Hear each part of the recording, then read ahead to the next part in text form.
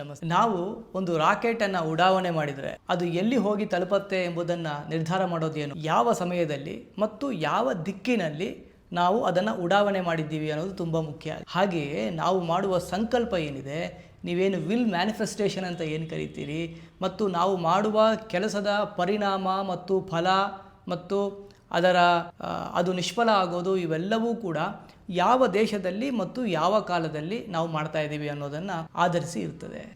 ಎಲ್ಲರಿಗೂ ಯುಗಾದಿ ಹಬ್ಬದ ಶುಭಾಶಯಗಳು.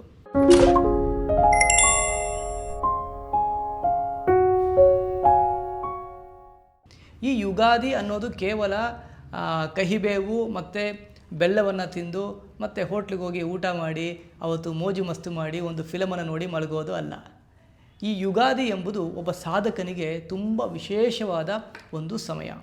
ಯುಗಾದಿ ಅಂದು ಏನು ಮಾಡಬೇಕು, ಏನು ಮಾಡಬಾರ್ದು ಮತ್ತು ಏನು ಮಾಡಿದರೆ ಆ ಇಡೀ ವರ್ಷ ಈ ಯುಗಾದಿಯಿಂದ ಮುಂದಿನ ಯುಗಾದಿಯವರೆಗೆ ನಿಮ್ಮ ಬದುಕಲ್ಲಿ ನೀವು ಏನು ಸಾಧನೆ ಮಾಡಬೇಕು ಅಂತ ಬಯಸಿದ್ದೀರಿ, ಅದು ನಿಮಗೆ ಈಡೇರಬೇಕು, ಆ ವಿಲ್ ಮ್ಯಾನಿಫೆಸ್ಟ್ ಆಗಬೇಕು ಅಂತಾದರೆ ನಾನು ಹೇಳುವ ಸರಳವಾದ ಈ ವಿಷಯವನ್ನು ಮಾಡಿ ನಿಮ್ಮ ಬದುಕು ಬದಲಾಗುತ್ತೆ. ನಮ್ಮ ಹಿರಿಯರು ಯೋಗ ಸಾಧಕರು ಯುಗಾದಿಗೆ ತುಂಬ ಮಹತ್ವವನ್ನು ಕೊಟ್ಟಿದ್ದಾರೆ. ನಾನು ನಿಮ್ಗೆ ಹೇಳಿದೆ, ಖರ್ಜೂರ ಬೆಳೆಯುವ ಆ ಜಾಗದಲ್ಲಿ ಭತ್ತವನ್ನು ಬಿತ್ತಿದರೆ ಫಲ ಹೇಗೆ ಸಿಗ್ತದೆ, ಸಿಗಬಹುದೇನೋ, ಆದರೆ ಆ ಫಲ ಸಿಗಲಿಕ್ಕೆ ನಮಗೆ ಯಾವ ಪ್ರದೇಶದಲ್ಲಿ ಯಾವ ಬೀಜವನ್ನು ಬಿತ್ತಬೇಕು ಮತ್ತು ಯಾವ ಕಾಲದಲ್ಲಿ ಬಿತ್ತಬೇಕು ಎನ್ನುವುದು ಗೊತ್ತಿದ್ದರೆ ಕೃಷಿಕ ಸರಿಯಾಗಿ ಕೃಷಿಯನ್ನು ಮಾಡ್ತಾನೆ, ಅದರಿಂದ ಲಾಭವನ್ನು ಗಳಿಸ್ತಾನೆ.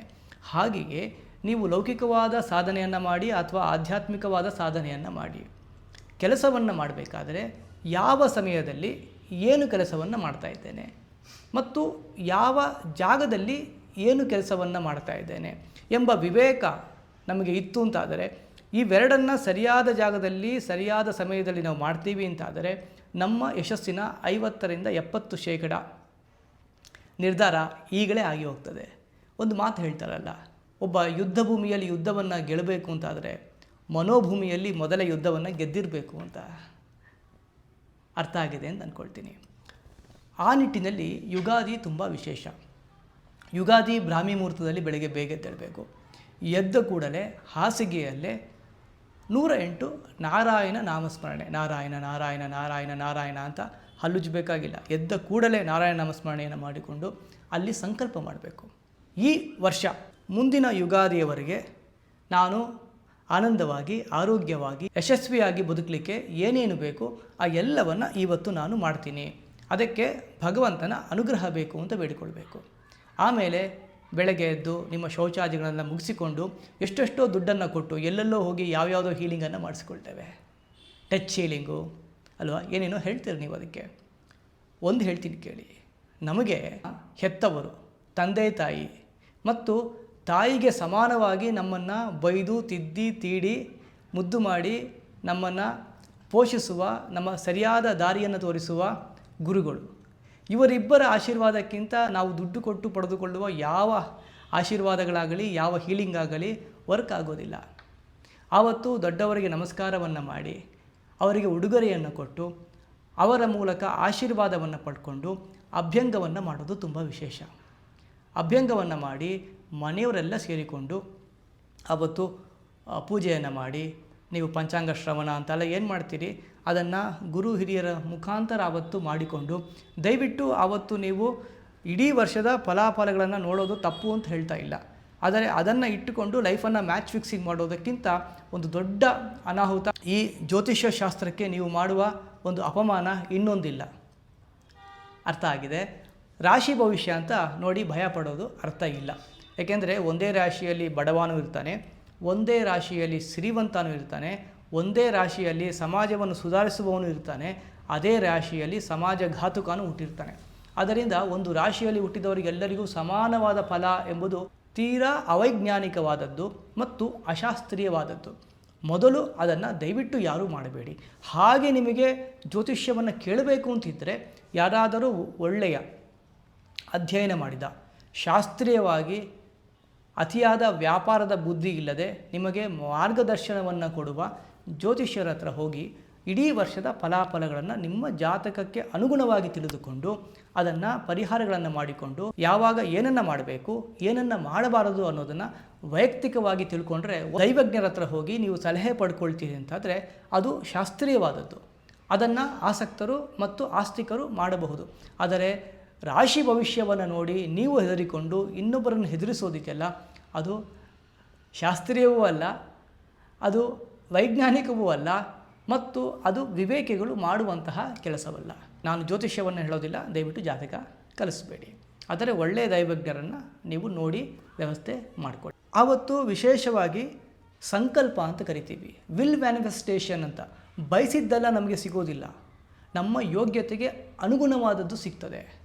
ಸಂಕಲ್ಪ ಹೇಗೆ ಮಾಡಬೇಕು ನಿಮಗೆಲ್ಲ ಗೊತ್ತಿದೆ ಅಂತಾದರೆ ಆಚಮನೆ ಮಾಡಿ, ಪ್ರಾಣಾಯಾಮ ಮಾಡಿ, ಆಮೇಲೆ ದೇಶ ಕಾಲದ ಉಚ್ಚಾರಣೆ ಮಾಡಿ ಸಂಕಲ್ಪ ಮಾಡುವ ಕ್ರಮ ಇದೆ. ನಿಮಗೆ ಗೊತ್ತಿಲ್ಲ ಅಂದರೆ ಪರವಾಗಿಲ್ಲ, ಒಂದು ಕಡೆ ಕೂತ್ಕೊಂಡು ಬೆಳಗ್ಗೆ ನೀವು ಮಾಡ್ತೀರಿ ಅಂತಾದರೆ ಪೂರ್ವಕ್ಕೆ ಮುಖ ಮಾಡಿ ಅಥವಾ ಉತ್ತರಕ್ಕೆ ಮುಖ ಮಾಡಿ. ಉಸಿರನ್ನು ಒಂದು 10 ಬಾರಿ ದೀರ್ಘವಾಗಿ ತಗೊಂಡು ದೀರ್ಘವಾಗಿ ಬಿಟ್ಟು ಕೈಯಲ್ಲಿ ಸ್ವಲ್ಪ ನೀರನ್ನು ಇಟ್ಟುಕೊಂಡು ಈ ಯುಗಾದಿಯ ಸಮಯದಲ್ಲಿ ಈ ದೇಶದಲ್ಲಿ ಇಂತಹ ಪವಿತ್ರವಾದ ಕಾಲದಲ್ಲಿ ನಾನು ಈ ವಿಷಯವನ್ನು, ಆ ಒಂದು ವಿಷಯ ಬಿಟ್ಟು ಬೇರೆ ವಿಷಯ ತಲೆಯಲ್ಲಿ ಇರಬಾರ್ದು. ಒಂದೇ ವಿಷಯವನ್ನು ಏಕಾಗ್ರವಾಗಿ ಮನಸ್ಸಲ್ಲಿ ನೆನೆಸಿಕೊಂಡು ಇದನ್ನು ಮಾಡಬೇಕು ಅಂತ ನಾನು ಸಂಕಲ್ಪ ಮಾಡ್ತಾ ಇದ್ದೇನೆ. ಶ್ರೀಕೃಷ್ಣ ಅರ್ಪಣಮಸ್ತು ಅಂತ ಒಂದು ಮಾತಿದೆ. ನೀವು ಏನೇ ಮಾಡಿದರೂ ಕೂಡ ಅದು ಭಗವತ್ ಸಂಕಲ್ಪಕ್ಕೆ ವಿರುದ್ಧವಾಗಿದ್ದರೆ, ಭಗವಂತನ ಸಂಕಲ್ಪ ಅದರಲ್ಲಿ ಇಲ್ಲ ಅಂದರೆ ಅದು ಮನುಷ್ಯನ ಸಂಕಲ್ಪ ಒಂದೇ ಬದುಕಲ್ಲಿ ನಡೆಯೋದಿಲ್ಲ. ಆದ್ದರಿಂದ ನಾನು ಮಾಡಿದ ಸಂಕಲ್ಪದಿಂದ ನನಗೆ ಒಳ್ಳೆಯದಾಗತ್ತೆ ಅಂತಾದರೆ ಇದನ್ನು ನಡೆಸಿಕೊಡುವ ಜವಾಬ್ದಾರಿ ನಿನ್ನದು ಎಂಬುದಾಗಿ ನಿಮ್ಮ ಇಷ್ಟ ದೇವತೆಯನ್ನು ಪ್ರಾರ್ಥನೆ ಮಾಡಿ ಅದಕ್ಕೆ ಸಮರ್ಪಿಸಬೇಕು. ಆಮೇಲೆ ಆ ಸಂಕಲ್ಪದ ಬಗ್ಗೆ ಪದೇ ಪದೇ ಯೋಚನೆ ಮಾಡಬಾರ್ದು ಮತ್ತು ನೀವು ಮಾಡಿದ ಸಂಕಲ್ಪ ಎಲ್ಲ ಈಡೇರಬೇಕು ಎಂಬ ಆಶಯವನ್ನು ಇಟ್ಕೋಬಾರ್ದು. ನೀವು ಇಷ್ಟ ದೇವರಿಗೆ ನಿಮ್ಮ ಕುಲದೇವರನ್ನು ಜ್ಞಾಪಿಸಿಕೊಂಡು, ಇಷ್ಟ ದೇವರನ್ನು ಜ್ಞಾಪಿಸಿಕೊಂಡು, ಗುರು ಹಿರಿಯರ ಆಶೀರ್ವಾದವನ್ನು ತೆಗೆದುಕೊಂಡು ಆವತ್ತು ಒಂದು ವಿಷಯವನ್ನು ಇಡೀ ವರ್ಷದಲ್ಲಿ ಆರೋಗ್ಯವಾಗಿ ಬದುಕಬೇಕು, ಜ್ಞಾನಭಕ್ತಿ ವೈರಾಗ್ಯ ಹೆಚ್ಚು ಆಗುವಂತೆ ಇರಬೇಕು, ನೆಮ್ಮದಿಯಾಗಿರಬೇಕು, ಶಾಂತಿ ಬದುಕಲ್ಲಿ ಕಳೆದುಕೊಳ್ಳಬಾರದು, ದೊಡ್ಡ ದೊಡ್ಡ ಆಪತ್ತುಗಳು ಚಿಕ್ಕದಾಗಿ ಬಂದು ದೂರ ಹೋಗಬೇಕು. ಇಂತಹ ಸತ್ಸಂಕಲ್ಪವನ್ನು ಮಾಡಿಕೊಳ್ಳೋದರಲ್ಲಿ ಯಾವುದೇ ತಪ್ಪಿಲ್ಲ. ಇನ್ನೊಬ್ಬರಿಗೆ ತೊಂದರೆ ಆಗದೇ ಇರುವಂತಹ ನನ್ನ ಬದುಕನ್ನು ಮೇಲೆತ್ತುವಂತಹ ಸಂಕಲ್ಪವನ್ನು ಯುಗಾದಿ ಮಾಡಿದರೆ ತುಂಬ ಒಳ್ಳೆಯದು. ಅದಕ್ಕಿಂತ ಒಳ್ಳೆಯದು ಯಾವುದು ಅಂತಾದರೆ ಎಲ್ಲವನ್ನು ಭಗವಂತನ ಸಂಕಲ್ಪಕ್ಕೆ, ಭಗವಂತನ ಇಚ್ಛೆಗೆ ಬಿಟ್ಟು ಬದುಕುವಂಥದ್ದು. ನಾನು ಸಂಕಲ್ಪ ಮಾಡಿದರೂ ಕೂಡ ಅವನ ಸಂಕಲ್ಪದಂತೆ ಬದುಕು ನಡೆಯೋದು. ಆದ್ದರಿಂದ ಅವನಿಗೆ ಜವಾಬ್ದಾರಿಯನ್ನು ಬಿಟ್ಟು ನಮ್ಮ ಕರ್ತವ್ಯವನ್ನು ಮಾಡ್ತಾ ಹೋಗೋದು. ಆಮೇಲೆ ಸಂಕಲ್ಪ ಮಾಡಿದ ಮೇಲೆ ತಲೆಯಲ್ಲಿ ದ್ವಂದ್ವ ಇರಬಾರ್ದು, ಅದು ಒಂದೇ ವಿಷಯ ಇರಬೇಕು. 10 ವಿಷಯ ಯೋಚನೆ ಮಾಡಿದರೆ ಯಾವುದೂ ಆಗೋದಿಲ್ಲ. ಅದನ್ನು ಬಯಕೆ ಅಂತ ಕರಿತೀವಿ, ಸಂಕಲ್ಪ ಅಂತ ಕರೆಯೋದಿಲ್ಲ. ಇಷ್ಟು ಸಾಕು. ನನ್ನ ವಿದ್ಯಾರ್ಥಿಗಳಿಗೆ ಸಂಕಲ್ಪ ಮಾಡುವ ಪ್ರಕ್ರಿಯೆಯನ್ನು ನಾನು ಈಗಾಗಲೇ ತಿಳಿಸಿಕೊಟ್ಟಿದ್ದೇನೆ. ನಾನು ತಿಳಿಸಿದಂತೆ ಅದನ್ನು ಆವತ್ತು ಸಂಕಲ್ಪ ಮಾಡುವ ಪ್ರಯತ್ನವನ್ನು ಮಾಡಿ. ಆಮೇಲೆ ಅದನ್ನು ಕೃಷ್ಣಾರ್ಪಣ ಬಿಡಬೇಕು. ಮತ್ತು ಯಾವುದೇ ಒಂದು ಸಂಕಲ್ಪವನ್ನು ಮಾಡಿ ನೀವು ಬದುಕಲ್ಲಿ ಏನನ್ನಾದರೂ ಮಾಡಿ ಅದು ನಮಗೆ ಸಿಗಬೇಕು ಅಂತಾದರೆ ಒಂದು ಪ್ರಯತ್ನ ಬೇಕು. ಈಗ 12 ಕೋಟಿ ನೀವು ಒಂದು ವರ್ಷದಲ್ಲಿ ದುಡಿಬೇಕು ಅಂತ ಸಂಕಲ್ಪ ಮಾಡಿದರೆ ಬರೀ ಯೋಚನೆ ಮಾಡ್ತಾ ಇದ್ದರೆ ಆಗೋದಿಲ್ಲ. ತಿಂಗಳಿಗೆ 1 ಕೋಟಿ ದುಡಿಬೇಕು. ಹಾಗಾದರೆ ಆ 1 ಕೋಟಿಯನ್ನು 30 ದಿನಕ್ಕೆ ವಿಭಾಗ ಮಾಡಿಕೊಳ್ಬೇಕು. ಆ 30 ದಿನದಲ್ಲಿ 24 ಗಂಟೆ ಇದೆ. ಅದರಲ್ಲಿ 10 ಗಂಟೆ ಕೆಲಸ ಮಾಡ್ತೀರಿ ಅಂತಾದರೆ ಅದನ್ನು 10 ಭಾಗ ಮಾಡಿಕೊಳ್ಬೇಕು. ಹೀಗೆ ನಿಮ್ಮ ಲಾಂಗ್ ಟರ್ಮ್ ಗೋಲ್ಗಳನ್ನು ಶಾರ್ಟ್ ಟರ್ಮ್ ಗೋಲ್ ಮಾಡಿಕೊಂಡು ನಿಮ್ಮ ಯೋಗ್ಯತೆಗೆ ಅನುಗುಣವಾಗಿ ಸಂಕಲ್ಪ ಮಾಡಬೇಕು. ಅರ್ಥ ಆಗತ್ತೆ ಅಂತ ಅಂದ್ಕೊಳ್ತೀನಿ. ಬಯಸಿದ್ದೆಲ್ಲ ಸಿಗೋದಿಲ್ಲ. ನನ್ನ ಯೋಗ್ಯತೆಗೆ ಅನುಗುಣವಾಗಿ ಬಯಸಬೇಕು ಅಥವಾ ನನ್ನ ಬಯಕೆಗೆ ಅನುಗುಣವಾಗಿ ಯೋಗ್ಯತೆಯನ್ನು ಹೆಚ್ಚು ಮಾಡಿಕೊಳ್ಬೇಕು. ಎರಡೂ ಕೂಡ ಒಳ್ಳೆಯದು. ಯಾವಾಗ ನಾವು ನಮ್ಮ ಯೋಗ್ಯತೆಗೆ ಮಿಗಿಲಾದದ್ದನ್ನು ಬಯಸ್ತೀವಿ ಬದುಕಲ್ಲಿ ಹತಾಶೆ ಬರ್ತದೆ, ಡಿಪ್ರೆಷನ್ ಬರ್ತದೆ ಮತ್ತು ಯಾವ ಕೆಲಸವನ್ನು ಮಾಡೋದಿಲ್ಲ ನಾವು. ನನಗೆ 5 kg ಎತ್ತಲಿಕ್ಕಾಗತ್ತೆ ಅಂದರೆ 50 kg ಎತ್ತಿದರೆ ನಮ್ಮನ್ನು ಇನ್ನೊಬ್ರು ಎತ್ಕೊಂಡು ಹೋಗಬೇಕಾಗ್ತದೆ ಆಸ್ಪತ್ರೆಗೆ. ಆದ್ದರಿಂದ ನನ್ನ ಶಕ್ತಿಗೆ ಅನುಗುಣವಾಗಿ ಸಂಕಲ್ಪವನ್ನು ಮಾಡಿಕೊಂಡು ಅದನ್ನು ಭಗವಂತನಿಗೆ ಸಮರ್ಪಣೆ ಮಾಡಬೇಕು. ಈ ಸಂಕಲ್ಪ ಈಡೇರಲಿಕ್ಕೆ ಕೇವಲ ನನ್ನ ಪ್ರಯತ್ನ ಒಂದೇ ಸಾಲೋದಿಲ್ಲ. ನನ್ನ ಪ್ರಯತ್ನ, ನಾನು ಮಾಡುವ ನಿರಂತರ ಹರಿನಾಮ ಸಂಕೀರ್ತನೆ, ನಾಮಸ್ಮರಣೆ, ನಾನು ಮಾಡುವ ಪುಣ್ಯದ ಕೆಲಸಗಳು ಮತ್ತು ಇವೆಲ್ಲವೂ ಸಂಕಲ್ಪಕ್ಕೆ ಪುಷ್ಟಿಯನ್ನು ಕೊಡ್ತದೆ. ನಾನು ಸಾಧನೆಯನ್ನು ಮಾಡಬೇಕು, ಇಲ್ಲ ಯಾರು ಸಾಧನೆಯನ್ನು ಮಾಡ್ತಾರೆ ಅಂತಹ ಸಾಧಕರ ಸೇವೆಯನ್ನು ಮಾಡಬೇಕು, ಅವರಿಗೆ ದಾನವನ್ನು ಮಾಡಬೇಕು. ಆದ್ದರಿಂದ ನಮ್ಮ ಎಲ್ಲ ಪರಂಪರೆ 2 ಮಾರ್ಗವನ್ನು ಕೊಡ್ತದೆ. ನೀನು ಸಾಧನೆ ಮಾಡು, ಇಲ್ಲ ಸಾಧನೆ ಮಾಡೋರಿಗೆ, ಒಳ್ಳೆಯ ಕೆಲಸ ಮಾಡೋರಿಗೆ, ಹಸುವನ್ನು ಸಾಕುವವರಿಗೆ, ಎಲ್ಲಿ ದೇವಾಲಯಗಳು, ಅನ್ನದಾನ ಮುಂತಾದ ಒಳ್ಳೆಯ ಕೆಲಸಗಳಾಗ್ತಾ ಇರ್ತದೆ, ದೀನ ದಲಿತರ ಸೇವೆ ಆಗ್ತಾ ಇರ್ತದೆ, ಅಂಥ ಕೆಲಸಗಳಿಗೆ ನಾವು ಯಥಾಶಕ್ತಿ ದಾನವನ್ನು ಮಾಡೋದು. ಇಡೀ ದೇವಸ್ಥಾನವನ್ನು ಕಟ್ಟಲಿಕ್ಕಾಗೋದಿಲ್ಲ, 10,000 ಜನಕ್ಕೆ ನಮಗೆ ಊಟ ಹಾಕಲಿಕ್ಕಾಗೋದಿಲ್ಲ, ನಮ್ಮ ಹತ್ರ ಇರೋದೆಷ್ಟು 100 ರೂಪಾಯಿ. ಆಗೇನು ಮಾಡಬೇಕು ಅಂದರೆ ಅಂತಹ ಒಳ್ಳೆಯ ಕೆಲಸ ಆಗುವ ಜಾಗದಲ್ಲಿ ನಮ್ಮ ಯಥಾಶಕ್ತಿ ಸಾಲ ಮಾಡಿಕೊಳ್ಳದೆ ನಾವು ದಾನವನ್ನು ಮಾಡೋದು. ಆ ದಾನವನ್ನು ಮಾಡಿದಾಗ ಏನಾಗುತ್ತೆ ಅಂದರೆ ಅದರ ಪುಣ್ಯದ ಫಲದಿಂದ ಒಂದು ಹಾವು ಕಚ್ಚಿ ಸಾಯಬೇಕು ಎಂಬಂತಹ ಕರ್ಮಗಳು ಇರುವೆ ಕಚ್ಚಿ ದೂರ ಆಗ್ತದೆ. 10 ರೂಪಾಯಿ ಲಾಭ ಬರಬೇಕು ಅಂತ ಇದ್ದದ್ದು 20 ರೂಪಾಯಿ ಲಾಭ ಬರಲಿಕ್ಕೆ ಸಾಧ್ಯತೆ. ನಿಮ್ಗೆ ಅರ್ಥ ಆಗಲಿ ಅಂತ ಹೇಳ್ತಾ ಇದ್ದೀನಿ ನಾನು ನಿಮಗೆ. ಆದ್ದರಿಂದ ಈ ಯುಗಾದಿಯ ದಿನ ನೀವು ಮಾಡುವ ಸಂಕಲ್ಪ ಮತ್ತು ನೀವು ಮಾಡುವ ದಾನಕ್ಕೆ ವಿಶೇಷವಾದ ಫಲ ಇದೆ. ಆದ್ದರಿಂದ ಯಥಾಶಕ್ತಿ ಪ್ರತಿಯೊಬ್ಬರೂ ದಾನವನ್ನು ಮಾಡಬೇಕು, ಸಾಲ ಮಾಡಬಾರ್ದು. ಹಾಗೆಯೇ ಪ್ರತಿ ತಿಂಗಳು ಮುಂಬರುವ ಯುಗಾದಿಯವರೆಗೆ ಒಂದು ಲಾಂಗ್ ಟರ್ಮ್ ಗೋಲನ್ನು ಪ್ಲ್ಯಾನ್ ಮಾಡಿ ಅದನ್ನು ರೀಚ್ ಆಗಲಿಕ್ಕೆ ಪ್ರತಿ ತಿಂಗಳು ಎಷ್ಟನ್ನು ನೀವು ಮಾಡಲೇಬೇಕು ಎಂಬುದನ್ನು ನಿರ್ಧಾರ ಮಾಡಿಕೊಳ್ಬೇಕು. ಮತ್ತು ನಿಮ್ಮ ಆದಾಯವನ್ನು ಲೆಕ್ಕ ಮಾಡಿಕೊಂಡು ಅದರಲ್ಲಿ ಒಂದು ಭಾಗವನ್ನು ಒಳ್ಳೆಯ ಕೆಲಸಗಳಿಗೆ ವಿನಿಯೋಗ ಮಾಡಬೇಕು. ಇದನ್ನು ಪ್ಲ್ಯಾನ್ ಮಾಡಬೇಕು. ಇದಕ್ಕಿಂತ ಮುಖ್ಯವಾಗಿ ಇವತ್ತು ನೀವು ಮಾಡಬೇಕಾಗಿರೋದು 2 ಮುಖ್ಯವಾದ ಕೆಲಸ. ಬದುಕಲ್ಲಿ ಯಾವುದು ಶಾಶ್ವತ ಅಲ್ಲ, ಬಂದದ್ದು ನಮ್ಮನ್ನು ಬಿಟ್ಟು ಹೋಗಿಯೇ ಹೋಗ್ತದೆ. ಆದ್ದರಿಂದ ನಮ್ಮನ್ನು ಯಾವುದು ಬಿಟ್ಟು ಹೋಗಿದೆ ಕಳೆದ ವರ್ಷ, ಅದನ್ನು ಖುಷಿಯಿಂದ ಬಿಟ್ಟು ಕೊಡಬೇಕು. ಅದನ್ನು ಮರೆಯಬೇಕು ಅಂತ ಹೇಳ್ತಾ ಇಲ್ಲ, ಆದರೆ ಗೋಳಾಡಬಾರ್ದು, ಹೋಗಿದ್ದರ ಬಗ್ಗೆ ಗೋಳಾಡಬಾರ್ದು. ಈ ವರ್ಷ ಹೊಸದಾಗಿ ಆ ಜಾಗಕ್ಕೆ ಏನೋ ಒಂದು ಬರಲಿಕ್ಕೆ ತಯಾರಾಗಿರ್ತಾ ಇದೆ. ನೀವು ಹೋಗಿದ್ದರ ಬಗ್ಗೆ ಗೋಳಾಡ್ತಾ ಇದ್ದರೆ ಹೊಸದಾಗಿ ಬರೋದು, ನಿಮ್ಮ ಬದುಕಿಗೆ ಬರೋದು ನಿಮಗೆ ಗೊತ್ತಾಗೋದಿಲ್ಲ. ಆದ್ದರಿಂದ ನಿಮ್ಮ ಬದುಕಿಂದ ಒಂದು ದೂರ ಹೋಗಿದೆ ಅಂದರೆ ಅದು ಇನ್ನೊಂದು ಯಾವುದೋ ಒಂದು ಒಳ್ಳೆಯ ವಿಷಯಕ್ಕೆ ಜಾಗವನ್ನು ಮಾಡಿಕೊಟ್ಟಿದೆ, ಅವಕಾಶವನ್ನು ಮಾಡಿಕೊಟ್ಟಿದೆ ಎಂಬುದು ಭಗವಂತನ ಸಂಕಲ್ಪ ಆಗಿರುತ್ತದೆ. ಬದುಕಲ್ಲಿ ಏನೇನೋ ಆಗ್ತಾ ಇರ್ತದೆ, ಅದೇ ಬೇವು ಬೆಲ್ಲ, ಅದೇ ಸಂಕೇತ. ಹಿಂದೆ ಆದ ಕಹಿ ಘಟನೆಗಳೇನಿದೆ ಅದನ್ನು ಕ್ಷಮಿಸಿಬಿಟ್ಬಿಡಬೇಕು. ನನ್ನ ತಪ್ಪೋ ಅವರ ತಪ್ಪೋ ಅನ್ನೋದು ಮುಖ್ಯ ಆಗೋದಿಲ್ಲ. ನಾವು ಕ್ಷಮಿಸೋದ್ರಿಂದ ನಾವು ನೆಮ್ಮದಿಯಾಗಿರ್ತೀವಿ. ತನ್ನೊಳಗಿನ ಕಿಚ್ಚು ತನ್ನನ್ನು ಸುಡೋದಲ್ಲದೆ ಪರರು ಸುಡೋದು ಸರ್ವಜ್ಞ ಅಂತ. ಅವರು ತಪ್ಪು ಮಾಡಿದ್ರು, ನಾವು ತಪ್ಪು ಮಾಡಿದ್ರು, ನಾವು ಯೋಚನೆ ಮಾಡ್ತಾ ಇದ್ದರೆ ಅದರಿಂದ ನಮಗೆ ಮಾನಸಿಕವಾದ, ದೈಹಿಕವಾದ ಸೈಕೋಸೊಮೆಟಿಕ್ ಡಿಸಾರ್ಡರ್ಸ್ ಎಲ್ಲ ಬರ್ತದೆ. ನಮ್ಮ ನೆಮ್ಮದಿ ಮತ್ತು ದೈಹಿಕವಾದ, ಮಾನಸಿಕವಾದ ಆರೋಗ್ಯಕ್ಕಾಗಿ ಕ್ಷಮಿಸಿ ಬಿಡಬೇಕು. ಹಿಂದೆ ಆಗಿದ್ದಕ್ಕೆಲ್ಲ ನಮ್ಮನ್ನು ಕ್ಷಮಿಸಿಕೊಳ್ಬೇಕು, ಇನ್ನೊಬ್ಬರನ್ನು ಕ್ಷಮಿಸಿ ಬಿಡಬೇಕು. ಮರಿಬೇಕು ಅಂತ ಹೇಳ್ತಾ ಇಲ್ಲ, ಕ್ಷಮಿಸಿ ಬಿಟ್ಟುಬಿಡಿ. ಮತ್ತು ಈ ವರ್ಷ ಹೊಸತಾಗಿ ಏನೋ ಒಂದು ಬರಲಿಕ್ಕೆ ತಯಾರಾಗಿದೆ ಆ ಜಾಗಕ್ಕೆ, ಅದನ್ನು ಖುಷಿಯಿಂದ ಸ್ವಾಗತ ಮಾಡಿ. ಆಗತೇ ಸ್ವಾಗತಂ ಕುರಿಯಾತ್ ಗಚ್ಚಂತಂನ ನಿವಾರಯೇತ್ ಅಂತ.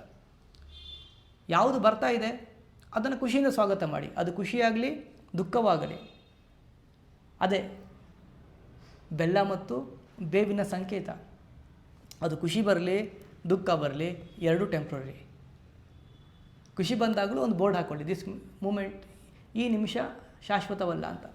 ದುಃಖ ಬಂದಾಗಲೂ ಅದನ್ನು ಓದ್ಕೊಳ್ಳಿ, ಬದಲಾಗ್ತಾ ಇರ್ತದೆ. ಅದೇ ಬೇವು ಬೆಲ್ಲ. ಈ ಸಮಯದಲ್ಲಿ ನಾವು ಮಾಡಬೇಕಾಗಿದ್ದೇನು ಅಂದರೆ ಬದುಕಲ್ಲಿ ಹೊಸತಕ್ಕೆ ಅವಕಾಶವನ್ನು ಮಾಡಿಕೊಡಿ.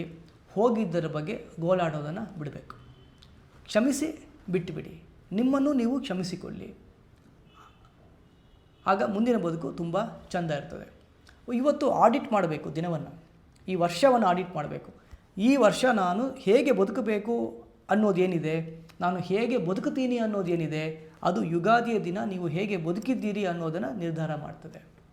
ಯುಗಾದಿಯ ದಿನ ನಾವು ಹೇಗೆ ಬದುಕಿದ್ದೀವಿ, ಹೇಗೆ ಕಾಲಹರಣ ಮಾಡಿದ್ದೀವಿ ಅನ್ನೋದು ಈ ವರ್ಷದ ನಮ್ಮ ಬದುಕಿನ ನೆಮ್ಮದಿಯನ್ನು, ಶಾಂತಿಯನ್ನು, ಆರೋಗ್ಯವನ್ನು, ಐಶ್ವರ್ಯವನ್ನು ನಿರ್ಧಾರ ಮಾಡ್ತದೆ. ಯಾರ್ಯಾರನ್ನ ಕ್ಷಮಿಸಬೇಕು ಅಂತ ನಿಮ್ಮ ಮನಸ್ಸಲ್ಲಿದೆ ಎಲ್ಲರನ್ನ ಕ್ಷಮಿಸಿಬಿಡಿ. ಯಾರ ಹತ್ರ ಕ್ಷಮೆ ಕೇಳಬೇಕು ಅಂತ ನಿಮ್ಮ ಮನಸ್ಸಿಗಿದೆ, ಗೊತ್ತಿಲ್ಲದೆ ಏನೇನೋ ತಪ್ಪು ಮಾಡಿರ್ತೀವಿ, ಮಾತಾಡಿರ್ತೀವಿ. ಕೆಲವೊಂದು ಸರಿ ನಾನು ಸರಿಯಾಗಿರಬೇಕು ಅನ್ನೋದು ಬೇರೆ, ಸಂಬಂಧ ಸರಿಯಾಗಿರಬೇಕು ಅನ್ನೋದು ಬೇರೆ. ಎಷ್ಟೋ ಸಮಯದಲ್ಲಿ ನಾನು ಸರಿಯಾಗಿರಬೇಕು ಎಂಬ ಜಿದ್ದಾಜಿದ್ದಿಗೆ ಬಿದ್ದು ಸರಿಯಾದ ಸಂಬಂಧಗಳನ್ನು ನಾವು ಕಳ್ಕೊಂಡ್ಬಿಡ್ತೇವೆ. ಆದ್ದರಿಂದ ಸಂಬಂಧ ಸರಿಯಾಗಿರಬೇಕು ಅಂತ ಬಯಸೋರೆಲ್ಲ ನಾನೇ ಸರಿ ಎಂಬುದನ್ನು ಬಿಡಬೇಕು. ಆಗ ಸಂಬಂಧ ಸರಿಯಾಗ್ತದೆ. ಅದು ಸಾಂಸಾರಿಕ ಇರ್ಬೋದು, ವೈಯಕ್ತಿಕ ಇರ್ಬೋದು, ಸಾಮಾಜಿಕ ಇರ್ಬೋದು. ಯಾರಿಗಾದರೂ ನೀವು ನೋವು ಮಾಡಿದ್ದೀರಿ ಅಂತ ನಿಮ್ಗೆ ಅನಿಸಿದರೆ ಕ್ಷಮೆ ಕೇಳಿಬಿಡಿ ಬೇಷರತ್ತಾಗಿ. ಯಾರನ್ನು ಕ್ಷಮಿಸಬೇಕು ಅಂತಿದೆ ಕ್ಷಮಿಸಿಬಿಡಿ.